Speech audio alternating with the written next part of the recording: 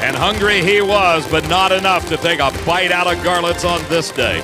Don Garlits went on to win yet another U.S. Nationals title, this one number 7.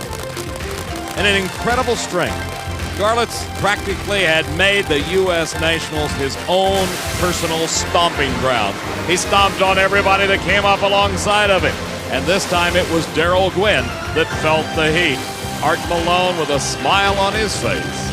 Darrell and I are the dearest of friends. And of course, I'm smart enough to realize I'm not going to be doing this forever, and Darrell's going to be doing it a lot longer than I am. I'll tell you, he is a young comer. And a young comer he was in 1986. It was Darrell Gwynn once again up against Don Garlits in the finals at the U.S. Nationals. We didn't know it at the time, but this was a history-making moment. It was, Dave. It would be Don Garlits' 8th and final U.S. Nationals Top Fuel victory. Again, over Darrell Gwynn. In succeeding years, some crashes, some medical problems for his Big Daddy, ultimately out of the cockpit. But this was the last time he won in Indianapolis, and relive it, folks. That's what we're going to do.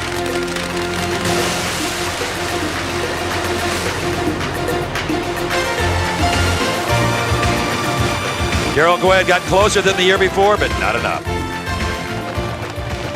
You have seen a bona fide 20th century miracle here today. They come from all over the country and the world, for that matter, to run at Indy. This is a racer's race and a spectator's race, and that's what makes it so great.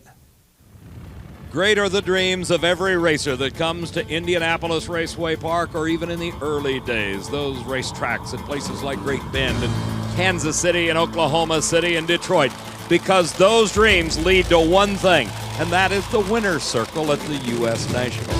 While Garlits may have won 8 of these U.S. Nationals titles, there are many a racer who have never, ever won, and some have only won once. This was a tremendous Rocky story in 1974. Marvin Graham, later to be called Marvin "Who" Graham, from Oklahoma City, roared into Indianapolis.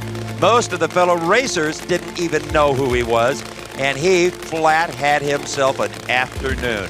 He sawed them off one at a time through 5 rounds of competition. It was a 32-car show in those days, and this was the final as Marvin Graham picks up his only U.S. Nationals title. His victim here, the car of our Gaines Markley, driven by Rob Bruins. Whatever happened to Marvin Graham? Well, he went to Hollywood, actually got a few acting parts, including the movie Heart Like a Wheel, Shirley Muldowney's life story, and is now on the production side, driving high-speed Camry cars. Do you like funny cars? Do you remember the guy that won 3 Winston championships in a row, the fabled Blue Max? Well, here he was up against the Army car, Don Prudhomme in his prime. This was 1975. Prudhomme, of course, the first to ever win 4 consecutive Winston titles driving the funny car. But the day belonged to the Blue Max crew. Raymond Beadle, Waterbed Fred, Dale Emery, that whole legendary team. That was Waterbed Fred in the cowboy hat going absolutely nuts as they defeated Don Prudhomme in the final round. The crowd was screaming, yelling these guys on to the far end of the racetrack. Beadle, well, he was a character unlike anything we've seen before in drag racing. He taught us all how to sell t-shirts and make a little cash. And they knew how to celebrate like no other team as Raymond Beadle defeats Don Prudhomme in the finals in 1975. They called him 240 Gordy. Why? Because he was fast. I was lucky enough to run my first ever 5-second run there. I think we were the 3rd or 4th person to run in the 5s with a funny car. Set the speed record at 246 miles an hour, which was fast back then. And we ended up winning the event with my late crew chief, Jerry Verheul. So it was the best drag race of my life. That was 1979 that Gordy was talking about as he brought the bubble-up pacemaker car out of Canada to the starting line. And he had a bye in the final round all over the racetrack, trying to keep it off the wall of the center line was Gordy Bond. And a few years prior, his first ever U.S. Nationals, he was a runner-up. In 1980, Top Fuel Eliminator, as so often happens, racers bring brand new cars to this event, try to sort them out. Sometimes it works and sometimes it doesn't. In the far lane, it was Terry Capp with his brand new Wheeler Dealer car. This was the era of the Canadians at Indianapolis. Terry Kapp from Edmonton, Alberta. Does the name Bertie Federley mean anything to you? Really, the one that really sticks in my mind the most was the first one we won back in 1980 in dragster division with Terry Kapp and Wes Van Dusen, the guys back home from Edmonton, Alberta. Relatively unknown team. We were there. We performed well, and we won the race, and it was great. You know, the only anticlimactic part of that race, as I recall, it was the fact that we ended up running it. Rained out on Monday. We ended up running on Tuesday, and there were about 20 people in the stands, but the thrill was still the same. It was great. And it was Jeb Allen who watched Terry Kapp win the race. Does the name Farconis, Coyle, and Minnick, that trio, mean anything? Well, it should. That's the Chi-Town Hustler team. And it was in 1982. Frank Hawley was the driver. I can remember our first pursuit of the World Championship back when I was running my own team and Frank Hawley was driving for me. We were so broke that we were considering not being able to finish the points chase, and it turned out we beat Don Perdome in the final of the Bud Shootout, and that money financed the rest of that season and was largely responsible for our first win. Not to mention that week in immigration hauled Hawley off to the slammer for lack of a work permit. We got him sprung before the final day of elimination. Prudhomme wishes you'd left him there as the Farconis, Coyle, and Minnick Chi-Town Hustler, in its latest configuration in 1982, won that one. Next, Jim Head, a name now synonymous with Top Fuel racing. He was at the wheel of a funny car in '84. I'll never forget that it was very overcast skies, and it looked like it was going to rain all day. And it was going to be a serious problem if it rained that day. I'll never forget, I've got a picture of Kenny Bernstein and myself staging for the finals, and the rain clouds were coming in. And fortunately, they didn't hit us, and I won the race. Don't know how it would have turned out on Tuesday.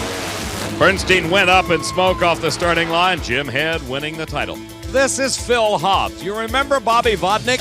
Phil Hobbs was the partner as far as the team that owned that car, Harada and Hobbs. What happened here, Steve?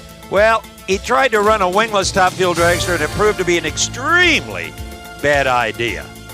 With the throttle stuck, the car just kept hammering the guardrail on the opposite side of it. It was getting shorter and shorter. By the time it got within a few inches of his feet, fortunately, the car lost most of its anger. Now, all of this after only about 60 feet of actual acceleration. He was one lucky guy. That's the same Phil Hobbs who won the Top Gas title back in 1965. This pretty much ended a very short Top Fuel career. You want another angle? Watch this. No wing, no traction. One of the wildest rides any U.S. Nationals has ever seen. And as you can tell, it was another one of those rainy Indy weekends, as that may have been the good fortune for Phil Hobbs. The standing water, the mud, the soft dirt, that helped absorb a great deal of the impact as this car destroyed itself in a series of gyrations. The good news out of this was that Phil Hobbs received no serious injuries. It was also the last time anyone was tempted to run a fuel dragster without a wing.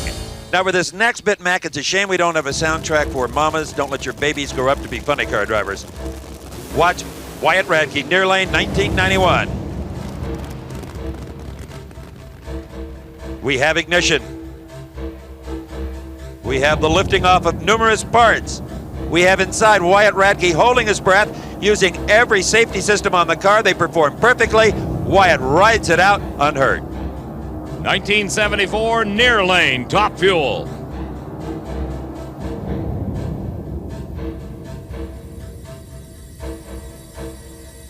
(1974) Mike Miller, Fire.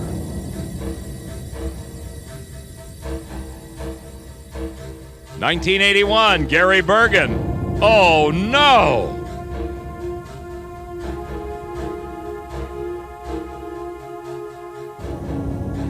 1983 Shirley Muldowney, Big Trouble.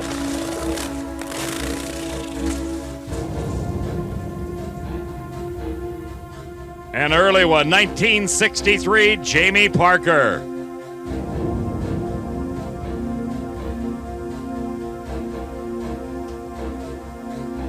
1982 Billy Williams, you'll know which car it is.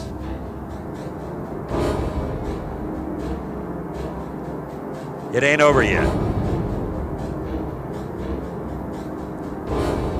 Now it's over. And as we say at Diamond P, and they walked away. You know, Dave, 1969, man, were there some engine explosions. And we thought at the time maybe they were putting some additives into the fuel, like hydrazine, which is rocket fuel, or benzene or benzodrine, or who knows what they were doing, but something was going on. Steve, one thing we knew for sure, the end result was a lot of destroyed engines, parts, and oil laid all over the 1,320 feet of the racing surface at Indianapolis Raceway Park. What a headache. I remember vividly 1969 when a lot of professional race teams were fooling around with a new fuel. Benzodrine, I think, was the name of it, and it was absolutely incredible. Almost every other call, every other session was a complete hand grenade job. And it got NHRA's attention to where we knew at that point we had to do something to control the fuel activity. It also got the racers' attention. Let's remember these were front-motored cars. Absolutely frightening. Even in those days, the safety safari was right on the scene. Johnny on the spot to take care of any problems that might have existed. If 1969 was a bad year for Top Fuel, and it was, I can recall 1990 was absolute hell on wheels for the funny cars. Let's watch. Whit Bazemore felt the heat.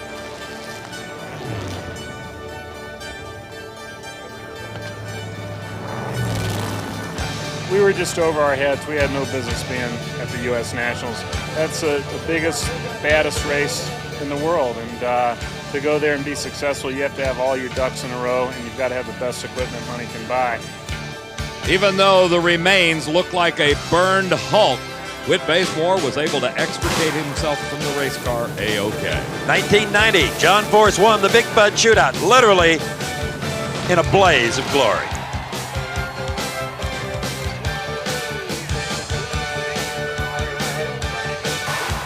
The cameraman at that position was also considering another occupation.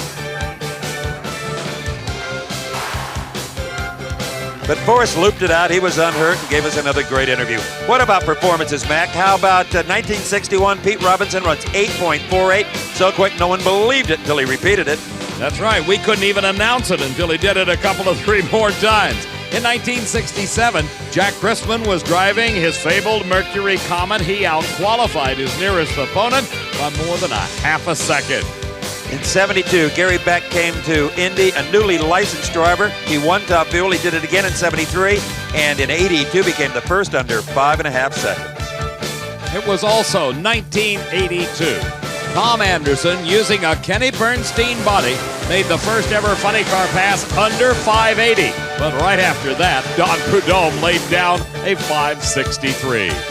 Considering at the time we do this video, Pro Stock has not yet hit 200. In 1986, Warren Johnson was the first over 190. 1986, and they still haven't got 200 yet. In 1987, Joe Amato, the first Top Fuel driver, over 280. It's almost unbelievable what's taken place because our entry fields have gone as high as 1,000 cars running, and it's, of course, the one event of the year that every contestant would like to be included in. And so I think that all of us are just extremely proud of what's happened in the development of championship drag racing using the U.S. Nationals as the annual catalyst.